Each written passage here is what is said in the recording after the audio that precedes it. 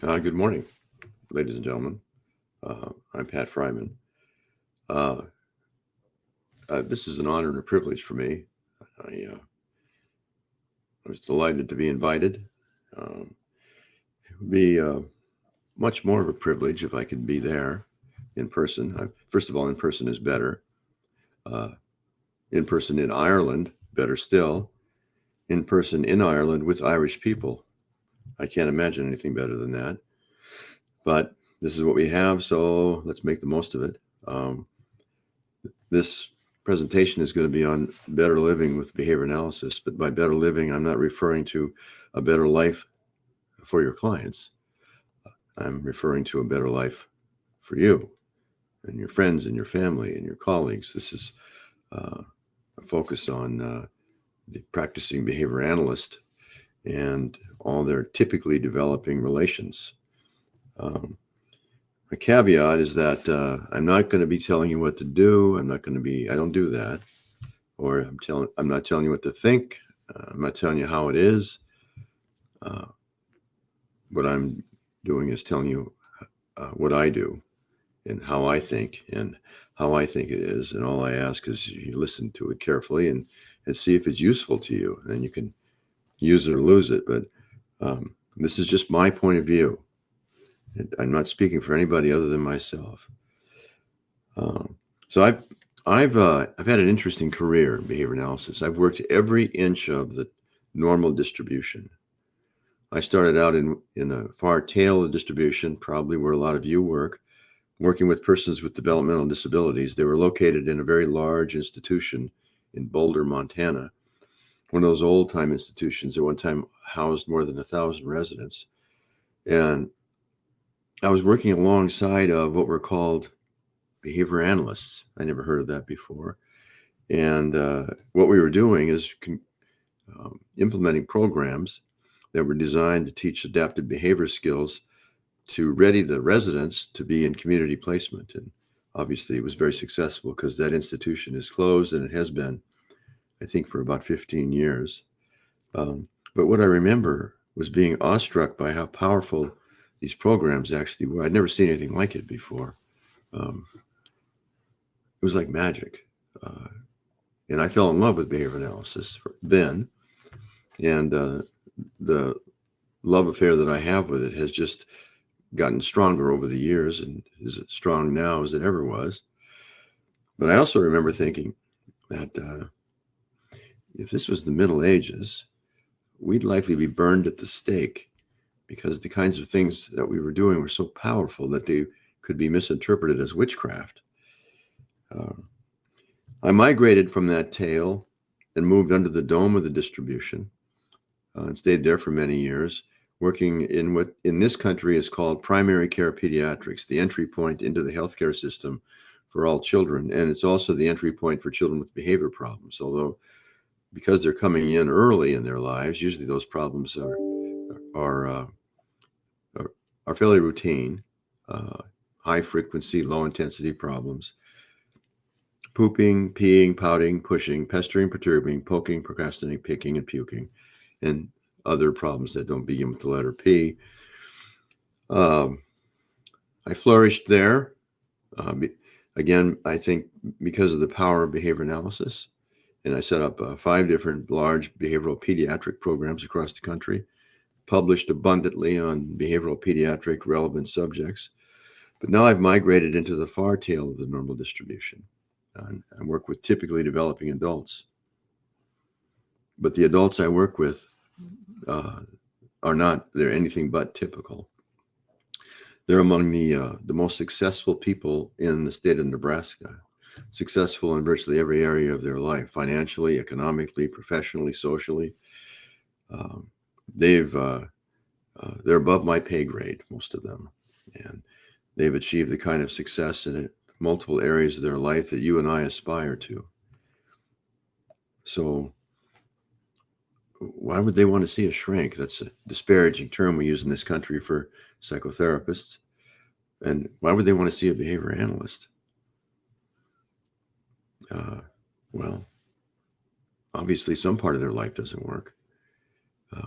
But again, I want to emphasize that most of the parts of their life work. These people are former National Football League players, business tycoons, CEOs, real estate moguls, stars of stage and screen. In fact, yesterday, my first appointment with a client was with a staff member from the popular television series Euphoria. I have clients, a small army of physicians that are clients of every kind of medicine. Why? Why would they come and see me? Well, obviously, some part of their life doesn't work, and I know what it is. I know what part of their life doesn't work. It's always the same. It's always relationships, and I have a pretty good idea before I even meet them. I'll speak about this, about how to fix it. Now, how do I come by this knowledge? Well, I've gotten very good at identifying the knobs and the dials of behavior that have been identified or been defined by our field and are located in their lives and relevant to their problems. I'll say that again.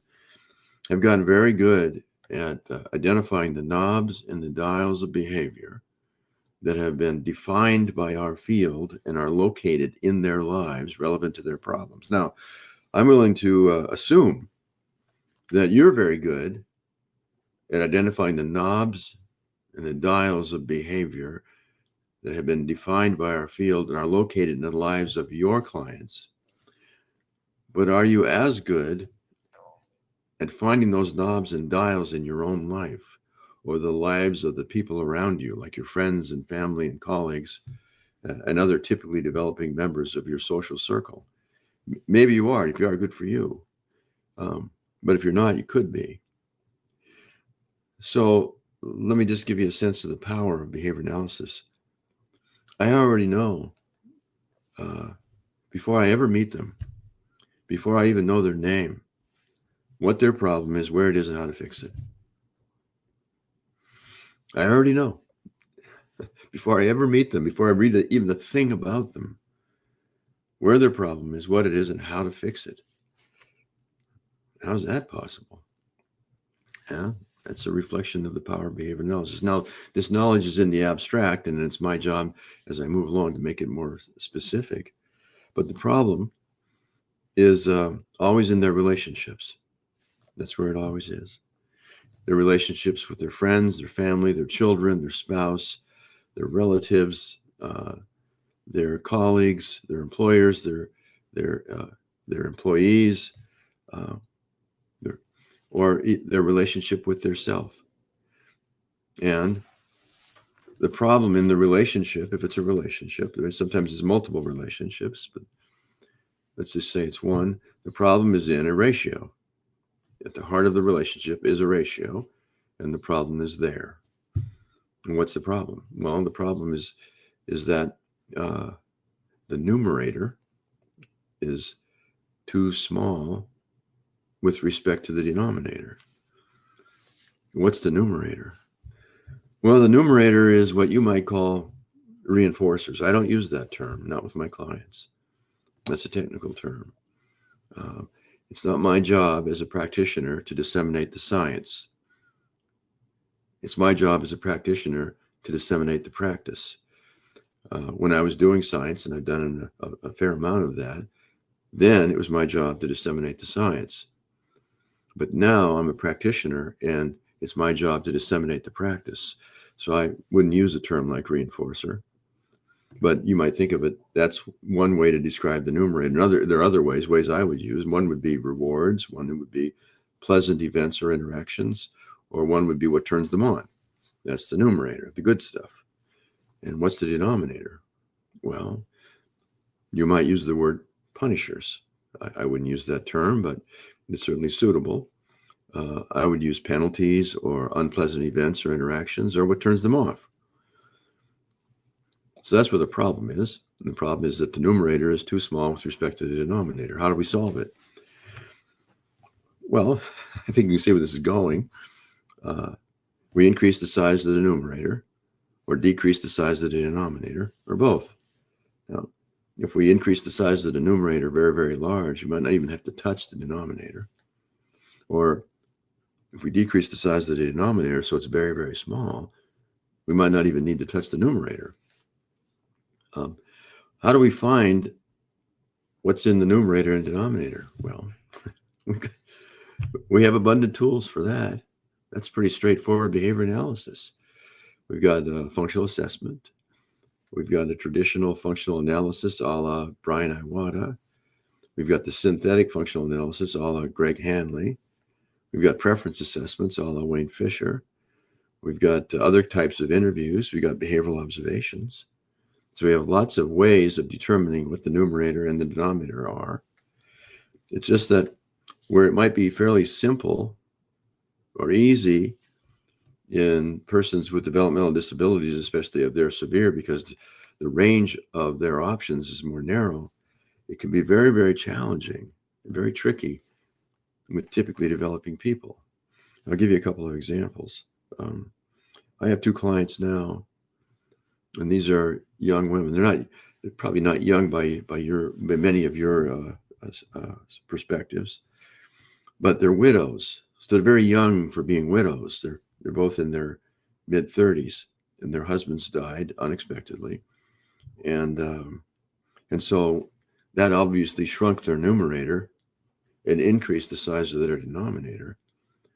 But one feature of their numerator that is valuable to them, but maybe questionable to other people, is that they're in regular contact with their deceased husbands. They talk to their deceased husbands. They ask for guidance from their deceased husbands, and they experience a very strong sense of connection to their deceased husbands. In fact, one of them calls it the invisible string. And, from a scientific perspective, we might think, well, that's probably not accurate, obviously, or their husbands are dead. They need to understand that and move on. I think taking that stand would be a mistake. They're not after accuracy here. They're not after facts. They're after a feeling, and that feeling is something that's in their numerator. The problem is that by staying very, very tightly connected to their deceased husband, they diminish the opportunities they have for expanding their social life and possibly making new romantic connections. And that's part of my mission, is to gradually move them out into the world at large and get them to participate in it again and increase the range, the depth, the diversity of their numerator. And they can do that with additional social relations. But it's a delicate process to encourage that while at the same time allowing for their relations with their deceased husband. And both of them are afraid that if they go very far out into the social world, they'll lose that connection.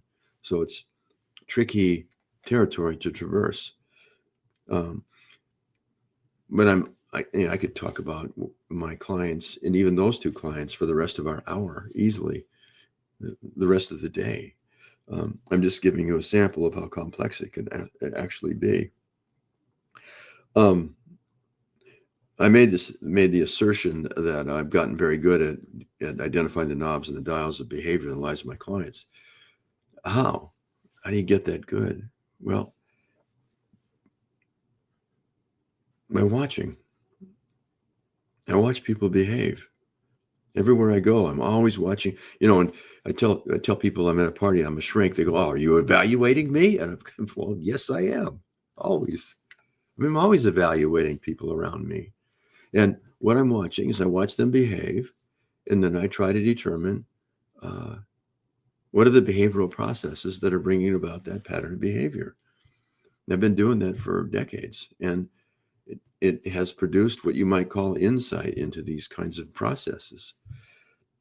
And additionally, whenever I hear about anything that works, if there's a pretty good case that that somebody's invented, some kind of treatment, some kind of intervention, some kind of change in behavior will produce significant changes, preferred changes in behavior, then I assume that there's a behavioral process at play. Now, I'm willing to grant whoever is telling me about this thing that works, that it does work, but I dismiss their explanation for why it works. Usually it's a bunch of psycho what's it, neuro what's it, metaphysical what's it, mumbo jumbo. And I'm very dismissive of those kinds of explanations, the kinds of explanations of behavior that our culture at large gives us.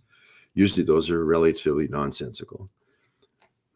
But I do assume that at the heart of whatever it is that works is at least one behavioral process, and that's responsible for its effectiveness. Take, for example, what's called EMDR, very controversial treatment in the United States. I don't know if it's made it to Ireland or not. Eye movement desensitization and reprocessing. There's very good data to show that it does work with trauma and panic and various anxiety disorders.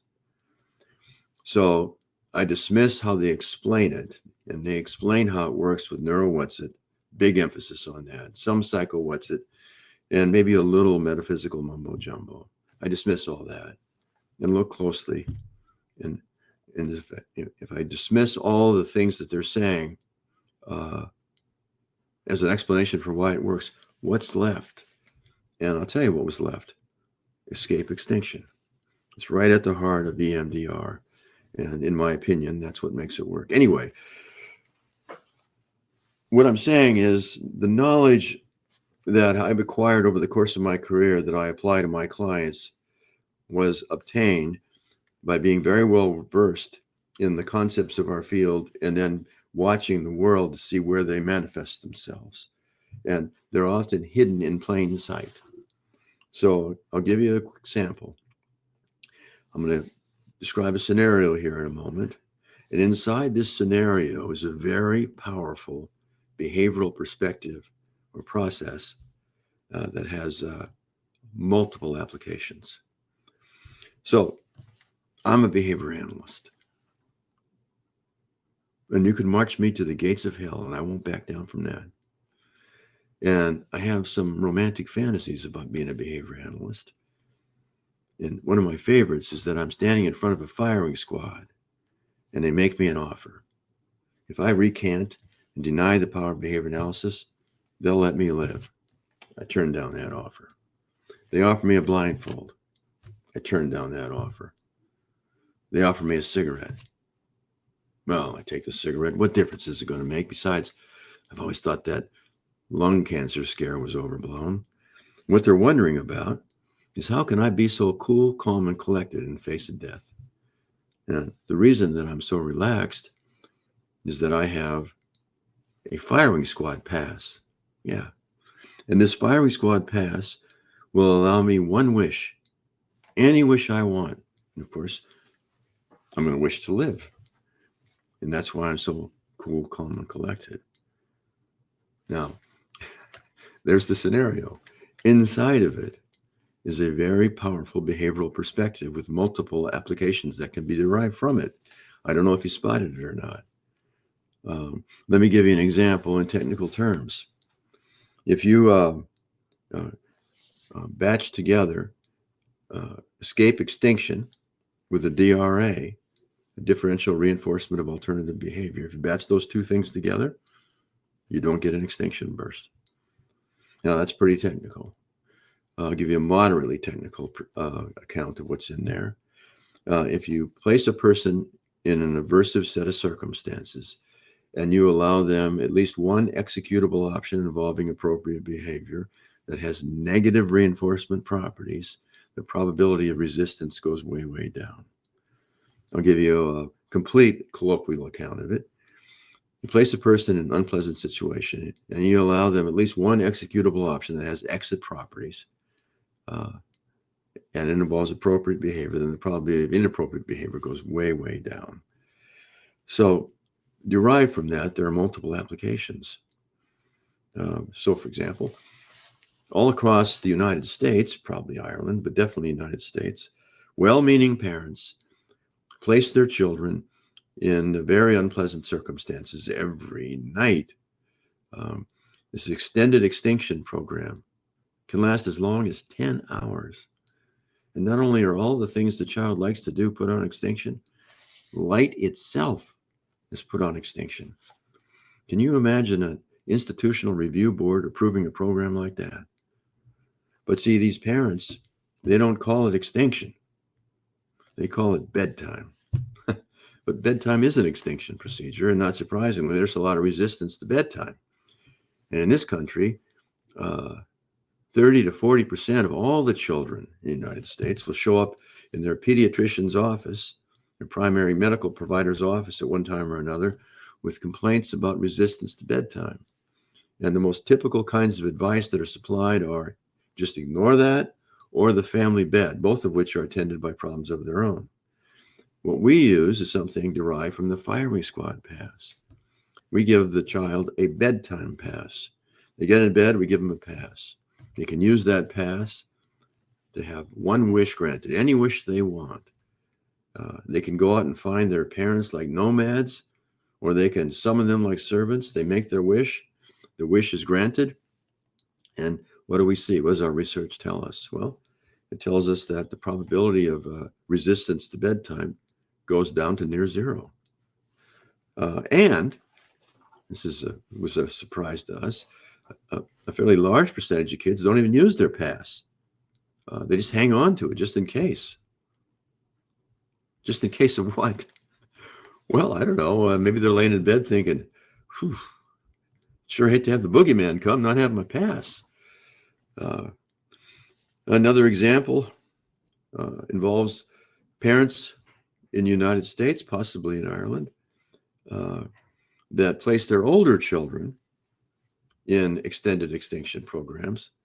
Sometimes this extinction program lasts as long as a month.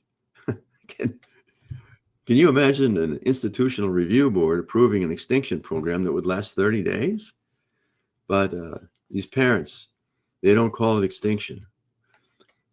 They call it grounding, time-based grounding. And in this program with their children, they do not allow them an executable option involving appropriate behavior that has negative reinforcement properties, which leaves open and available inappropriate options that have negative reinforcement properties. And so here are some examples. Sometimes the kids just become so incredibly obnoxious that the parents just give in. Or the kids emit self-harm statements. The parents think they've gone too far and they give in. Or the kids are as good as gold all week, lulling their parents into a false sense of security, and then they sneak out on Saturday night. So what's our alternative? Well, derived from the firing squad pass option, our alternative is to supply these young people executable options involving appropriate behavior with negative reinforcement properties. And we call them jobs. And the number of jobs is assigned in accord with the gravity of the offense. And the kids are grounded, confined to their home with the exception of school, with no recreational options until all their jobs are done. But their fate is entirely in their hands. So they have a choice to make, and they choose to do the jobs to get free. And what does our research on this tell us? Well, it tells us that the probability of inappropriate behavior drops precipitously, and the probability of appropriate behavior increases significantly. So there are some options. Now, there are lots of different domains where we end up putting people in unpleasant circumstances. That can be done just in an argument. And all this research tells us, and all this perspective tells us, is give people at least one out. And the probability of their resistance or digging in or an argument goes way, way down. Very powerful behavioral perspective. Let me move on to something that is directly pertinent to relationships. It's called disequilibrium theory. Now, that's behavior analysts have a penchant for making simple things sound incredibly difficult. So what's meant by equilibrium? Free operant responding. That's what that means. And by free operant responding is meant the amount of behavior that the organism or the person would engage in if there weren't any programmatic inducements to do so or not do so. What they would do if they were left to be free to their own devices. So in other words, it's the ideal amount of the behavior. the just right amount, the baby bear porridge amount, the sweet spot. I'm going to call it sweet spot. So that sweet spot, all human activities have a sweet spot, a just right amount. Now, some human activities, the sweet spot's very, very small. But the sweet spot is present for all human activities. And what the research tells us, what the theory tells us, is if you get below that sweet spot, then the activity acquires reinforcing functions. And if you get above the sweet spot, more of it than you would ordinarily want, it acquires punishing functions. So inside of every human relationship, let's say a romantic relationship, let's emphasize that, there's an activity called spending time together. And there's a just right amount of spending time together. And in relationships that work really, really well, very successful relationships, those times are still different. In other words, even in extraordinarily positive romantic relationships, one partner values time together more than the other partner. But see, the difference isn't that great in relationships that work well, and the partners accommodate each other. I don't get to see relationships like that. Why would somebody with a relationship like that come to see me about their relationship? I get to see relationships that are damaged. And usually the person that comes to see me is the person that damaged the relationship. And that's the person that's getting less than they want. They're way below their sweet spot. And they've damaged the relationship by all the things that they've done to get to that sweet spot, to get to that just right amount of interaction. So what does that involve? Well, it involves conversations that go on and on and on and on and on with no end in sight.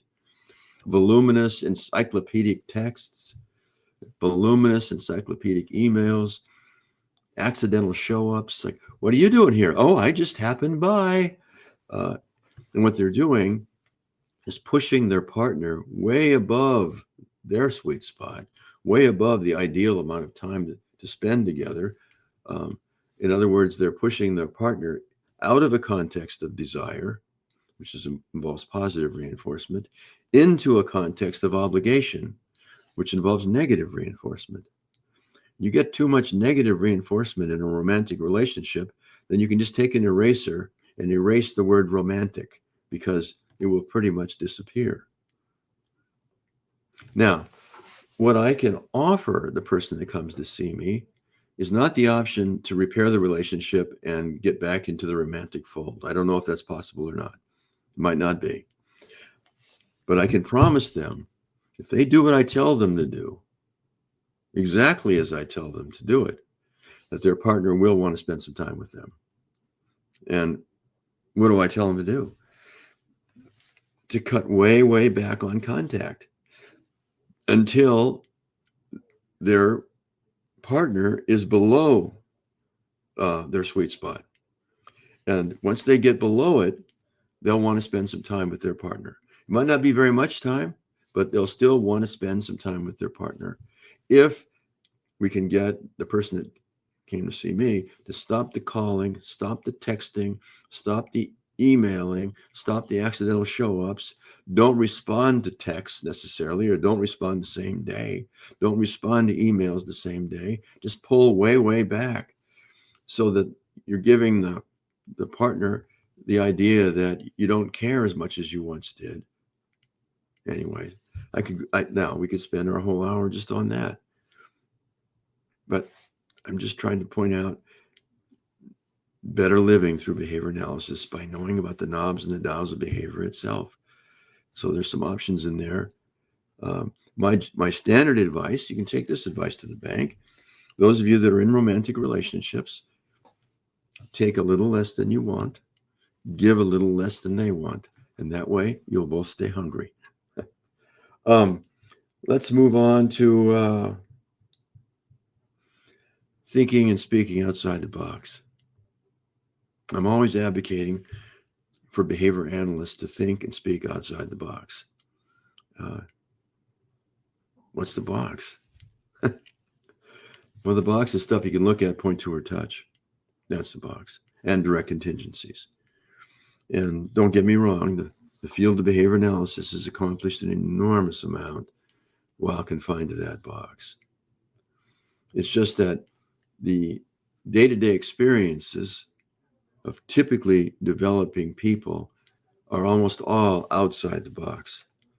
And so when they interact with a behavior analyst, the behavior analyst is talking from inside the box. The person they're talking to is experiencing outside the box. And so there's like an incongruency there. So, for example, behavior analysts are people too, and they're subject to all the things in the DSM. They're subject to depression and anxiety, worry, concern, panic. When a behavior analyst gets to a point in their life where they're really suffering and they think they would like to talk to somebody about that, they get some counseling help. I don't know if you can see this or not. They never go to a behavior analyst. Why? Because their suffering is outside the box, and they know if they go to a behavior analyst, the conversation is going to be inside the box, and so there's going to be a mismatch.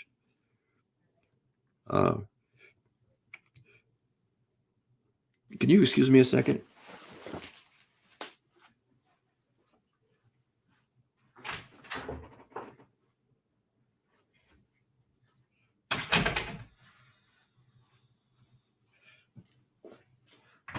Sorry about that.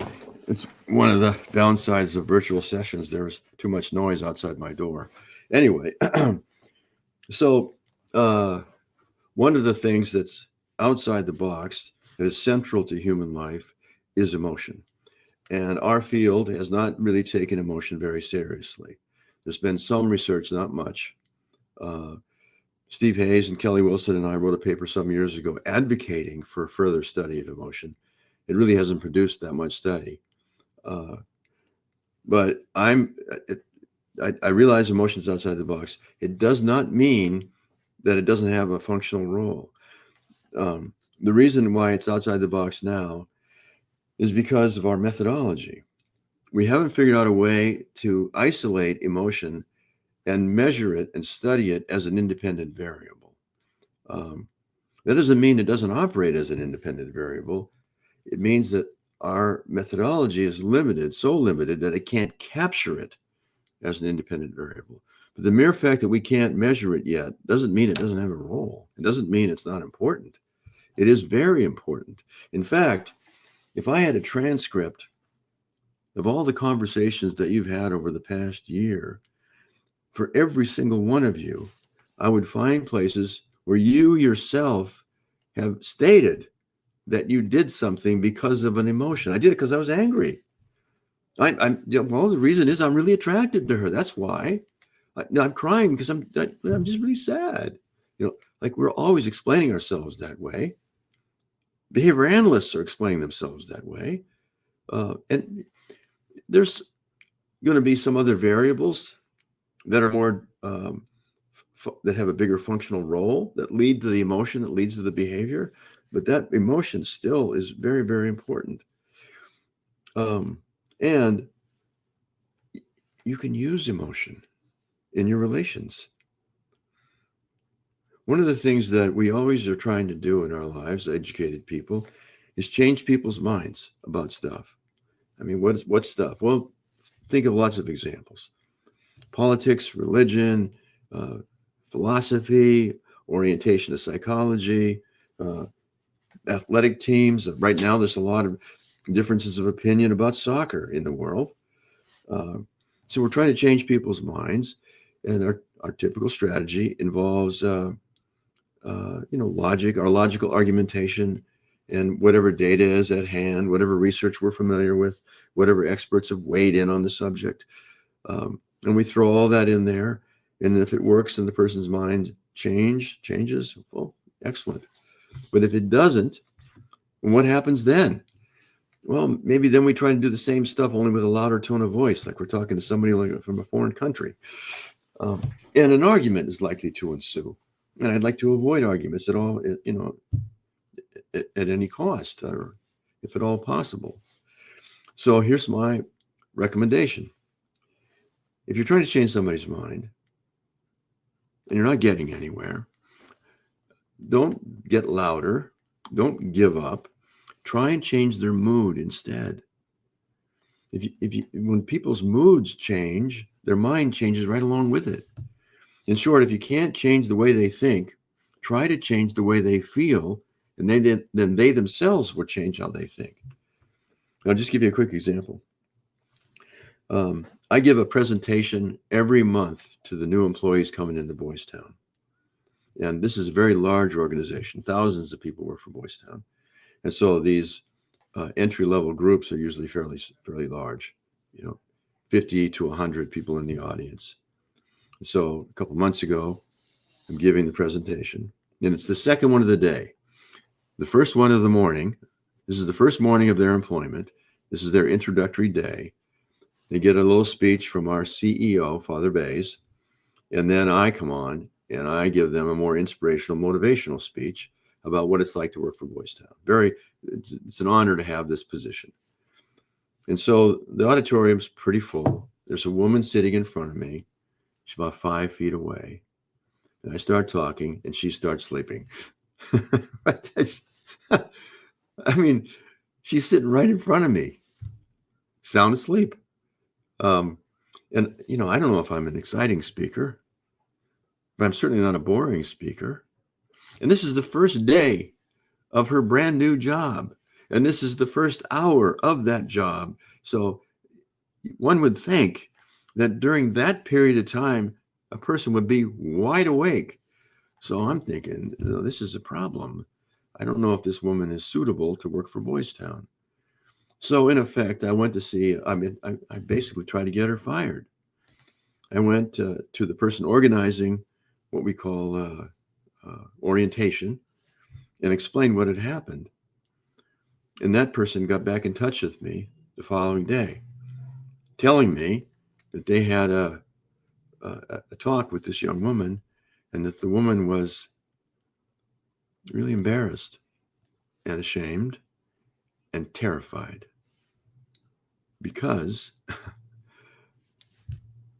she knew that I knew she'd been sleeping through my talk. She did everything she could to stay awake.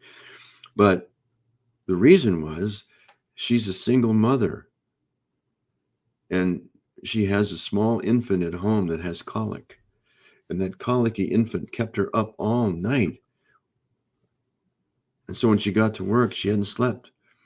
And then she tried to stay awake while she's in front of me. And she just kept falling asleep.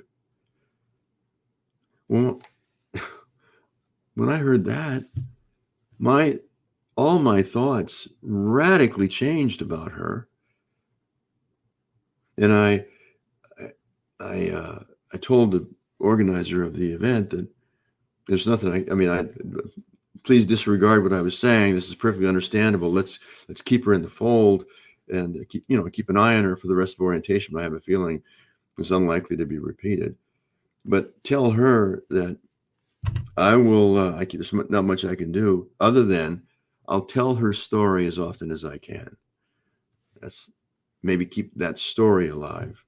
But if you can see in there, there's just a little shift in the account that results in a profound shift in how I felt, which resulted in a profound shift in what I thought. And that's what I'm recommending, is if you get stuck trying to change somebody's mind, you're not out of options. You just have to take emotion seriously and work that angle somehow and see what happens then. Anyway, once again, I could spend a whole hour on that. But let me move to behavioral momentum.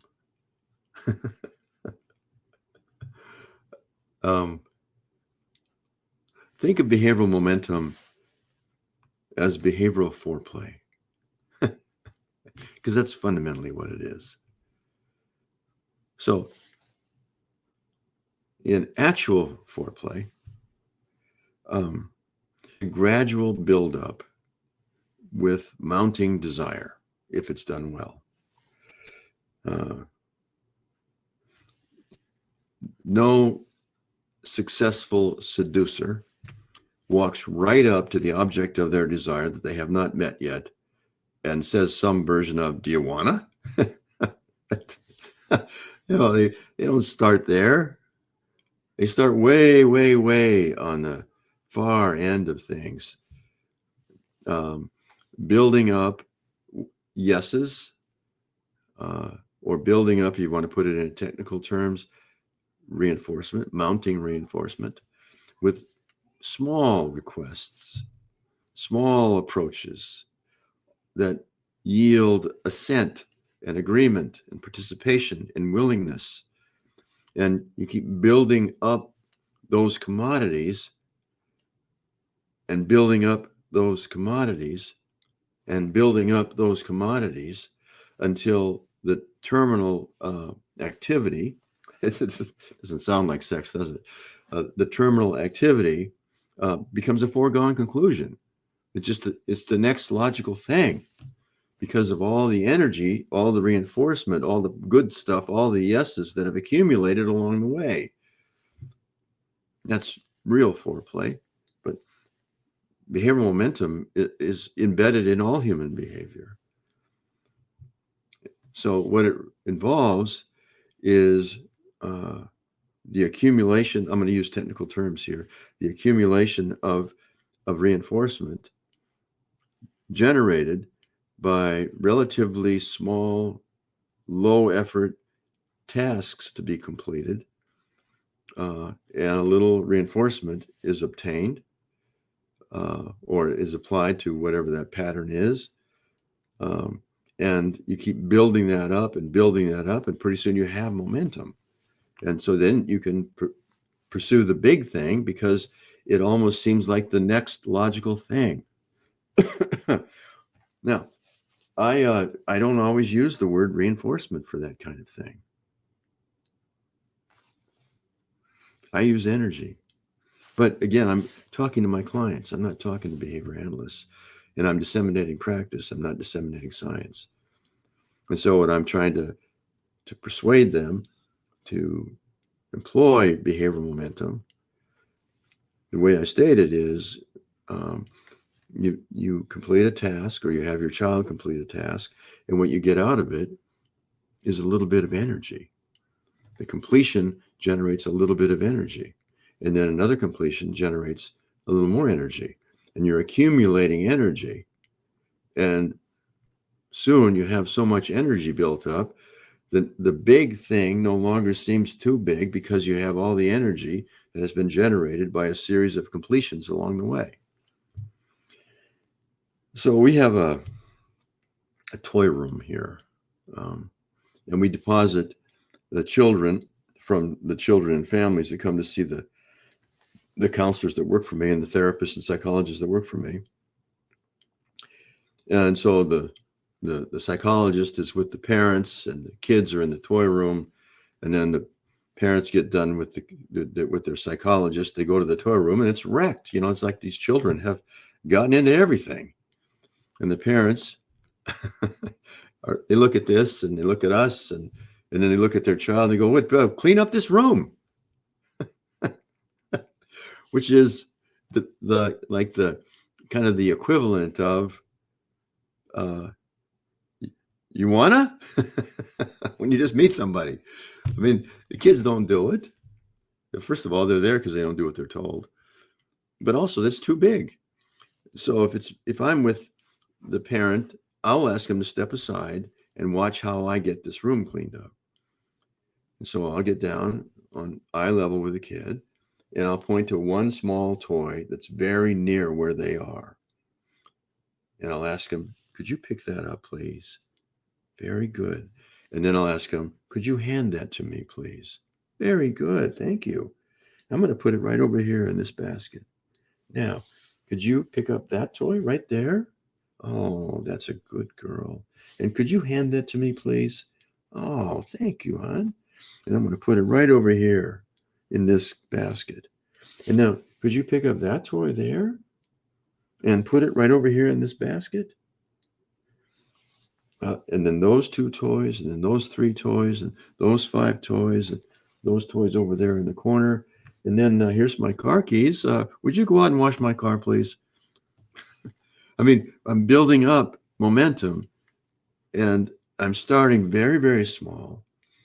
And I'm adding, if you want to put it this way, reinforcement into the equation in small amounts, but it builds up to a large amount, or energy into the equation, which starts out as a small amount and builds up to a large amount. And then they can apply that large amount of reinforcement or energy to the big task. That, in a sense, is behavioral momentum.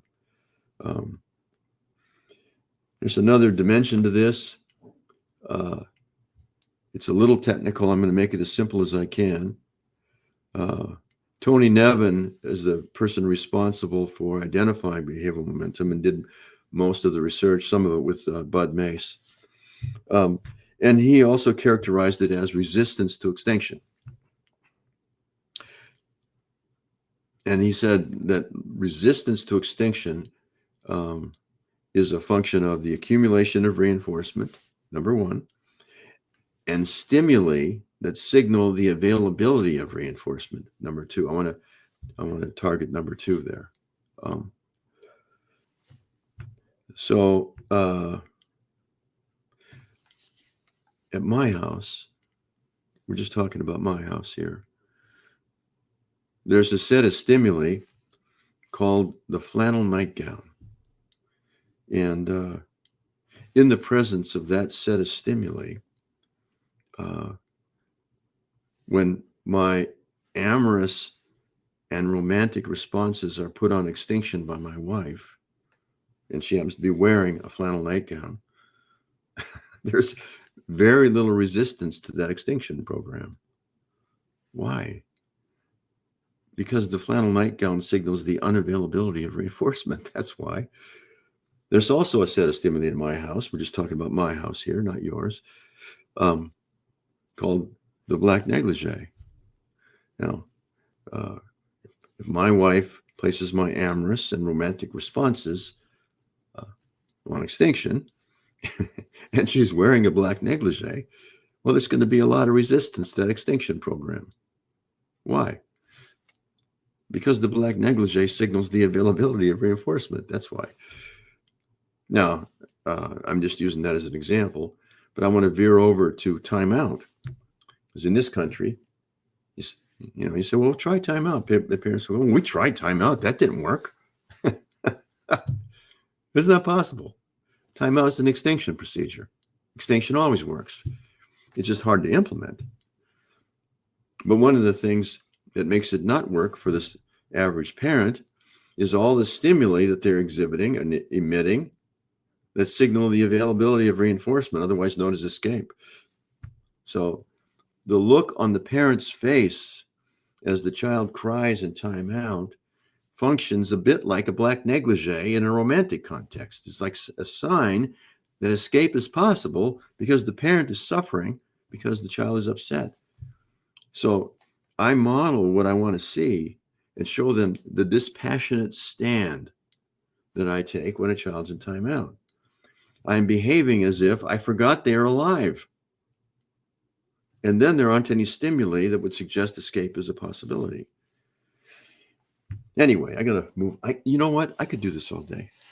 I really could. You couldn't listen all day necessarily. You'd probably get tired of this, probably if not already. Let me end on this last point. I have many more points I could make, but time is of the essence here. The last thing I want to recommend is that you recognize what it means to be a behavior analyst. Recognize what that means. That means multiple things. One is behavior analysts are ambassadors. They're sources of dissemination.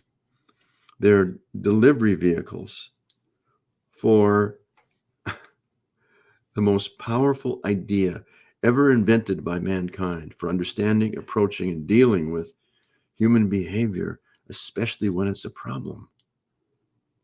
It's a revolutionary way of looking at things because it attributes the source of the behavior not to the person, him or herself, but to what has happened to the person over the course of their life up to the exhibition of the problems. And thus, when it comes to misbehavior, it seeks not to fix the blame for that misbehavior. It seeks to understand and fix the problem instead. In short, our way of thinking, if it were widespread, would render the concept of blame meaningless. We would no longer have that as a means of explaining behavior. And I don't know how much you've thought about blame. It's behind virtually all of the horrible things that humans have done to humans down through the ages. All the wars, all the pogroms, all the genocides, all the martyrdoms, all the crucifixions, most of the divorces and most of the child abuse and most of the rancor between friend and friend, neighbor and neighbor, and colleague and colleague. Right at the heart of all that is blame. And we have conceptual equipment that renders blame meaningless in all of its synonymous rhetorical structures. Every behavior analyst is a delivery vehicle for that way of thinking. Just that alone, knowing that about each other, should diminish the amount of conflict and disunity in our field. When you're looking at a behavior analyst, you're looking at a prophet, basically, with an idea that they're putting into the world, possibly not powerfully, but much, much more effectively than anybody they know. And this honorable work. It's honorable work. Think about what you or the average behavior analyst does for a living, or think about what you don't do. You're not building doomsday machines. You're not selling weaponry.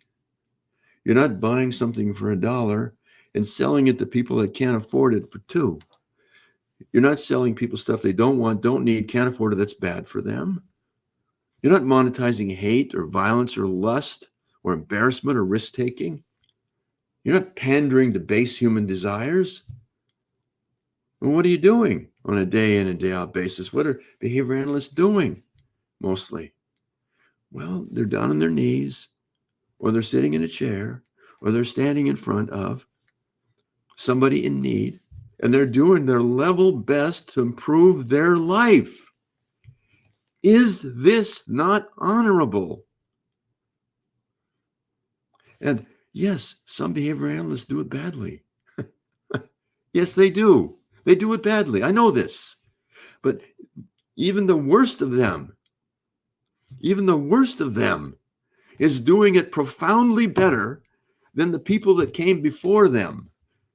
Now, you're working with a population that is the most neglected and abused of any population of human beings that ever lived. Like I said, I worked in an institution that housed 1,000 people. It was only big enough for 500. And the staff that worked there had no knowledge of human behavior. They mostly involved punitive approaches to misbehavior, or they just ignored people outright all day, every day, nothing to do, all day to do it. And so they flapped. Yeah, they rocked. Yeah, they shat themselves. There wasn't anything else to do. And the people standing around didn't help them do anything. And then behavior analysts came along and changed all that. And yes, some of them did it badly. You got to compare not behavior analyst to behavior analyst. Compare behavior analyst to the people that aren't behavior analysts. And how well do they do with whatever problem is at hand? Look from there. And we have to work against the fact that the culture doesn't care. Not really. Not in this country. And I'm willing to bet dollars and donuts not in your country either. Yeah, they pay it lip service. Yes, they do. But, what's the last movie that you saw that portrayed what we do for a living? What? Or if there was a movie, who would they pick to play us? Brad Pitt? Beyonce? Are you kidding me? No agent in the world would waste that kind of star power on ordinary jobs like ours. And you tell people what you do for a living. What do you do for a living? I work with persons with developmental disabilities. Oh, I bet that's very rewarding what you do. Yeah. They don't say that to stockbrokers. They don't say that to investment bankers. They don't say that to orthopedic surgeons. They don't say it to stars of stage and screen. They don't say it to professional athletes. What do you do for a living? I'm a movie star. Oh, I bet that's very rewarding what you do. No, they say it to us. Why? Because they know we're not well recognized and they know we're not well compensated. So, hey, must be rewarding. Or follow the money. Follow the money. Money's like an X-ray or MRI or CAT scan. Reveals what people think really is important. And so in this culture, yours too, like mediocre professional athletes make way more money than absolutely excellent teachers. Movies made from Marvel comic books make hundreds or thousands of times more money than educational documentaries or documentaries focused on the work that we do. Why? Well, because this culture values sports and entertainment way more than they do education and service.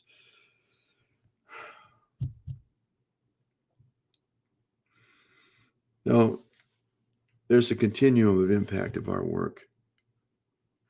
On the low end, you're delivering social commodities that are in short supply. They're very valuable. Safety, kindness, interest. But on the far end, very quickly, you deliver something way more powerful every now and again. When I got started in the field, my first year of graduate school, I'm learning to do psychological assessment. I did one for a kid that came in from eastern or western Nebraska. The school system couldn't afford to do the kind of evaluation that was necessary. They thought something might be off. I do the evaluation. Yeah, something's off, all right. Kid's profoundly delayed. Nobody expected that. I went to my supervisor. I said, I'm not prepared to tell the parents about this. I've never had to deliver news like this. They don't expect this. And bear in mind, I'm a first-year graduate student. He said, oh, no, I'll do it. You sit in, watch how I do it. So I sat in and I watched how he did it. He jumped right in. Your son is profoundly retarded. He'll never be able to live by himself, never be able to take care of himself. He'll be institutionalized almost certainly before he's a teenager, and he probably won't live very long. Any questions? And the mother, she screamed in his face and jumped up and screamed out loud and ran out of the room and screamed all the way down the hallway in the hospital where we were located. Gone. Everybody in the room is shocked, including my supervisor. So I find out where they're staying, a hotel across the street on Rainbow Boulevard. I tell everybody else to fan out, find the mom. I'll run over to that hotel, see if I can find her. I go over there. I have the room number from the dad. I go up to the room, knock on the door. She's inside sobbing. I say, I said I was Dr. Friman, I was the first year graduate student, but I'm here. Can we talk? Yes. Can I come in? No. Well, how are we going to talk? Under the door. She can't even face me, this woman. And I realized, oh my Lord, I didn't bring anything to talk about. I just came to get her. But as I got down on my hands and knees and then laid in the hallway to see under the door, what came to me was my idealistic perspective on behavior analysis. And I told her, if you had a typically developing child with moderate problems, you'd be on your own. But you have a child with extraordinary special needs, and there are extraordinary special people in this world that devote big portions of their lives to taking care of people like you and your son. You'll never be alone in this. That's you, baby. That's you. That's us. That's what we bring to the party. That's not nothing. So let me just close here in these last few seconds by ending. It's a little schmaltzy, but please forgive me because that's how I feel. It says in the Bible, there are angels among us, but it doesn't say what they look like or where to find them. But it does say a lot about what they do. And what they do is one of the things they do is they look out for the others, those in need, like you do, like we do. And it also says in the Bible, be kind to strangers. You never know when you might be interacting with an angel. And I say, ladies and gentlemen, the next time you interact with the behavior analyst, you be kind to them. You never know. Thank you very much, ladies and gentlemen. I hope you have a great conference. It's an honor and a privilege to be in your presence. I wish I could be there in person.